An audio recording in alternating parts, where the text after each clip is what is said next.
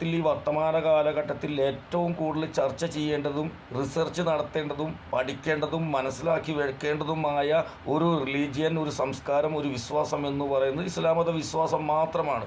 അത് മറ്റുള്ള എല്ലാ മതങ്ങളെയും എടുത്ത് പൊളിച്ചെഴുത്ത് നടത്തി നല്ലപോലെ വായിച്ചാൽ ഇസ്ലാം മതത്തിൻ്റെ പ്രസക്തി അതോടെ മനസ്സിലാകും.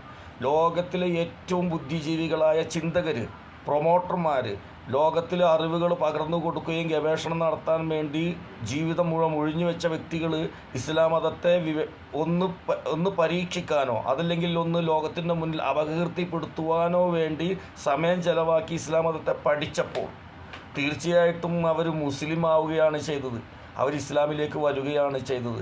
കാരണം ഇതിൽ കലർപ്പില്ല എന്ന് മാത്രമല്ല, ഒരു വിശുദ്ധി നിലനിൽക്കുന്നുണ്ട്, ഒരു മനുഷ്യ സംസ്കാരം നിലനിൽക്കുന്നുണ്ട്, ഒരു മനുഷ്യനാവശ്യമായ കൾച്ചർ നിലനിൽക്കുന്നുണ്ട്, അതുപോലെ തന്നെ വിവേചനമില്ലാത്ത മനുഷ്യ സ്നേഹവും നിലനിൽക്കുന്നുണ്ട്. ഇതിലും വലുതായിട്ട് ഏത്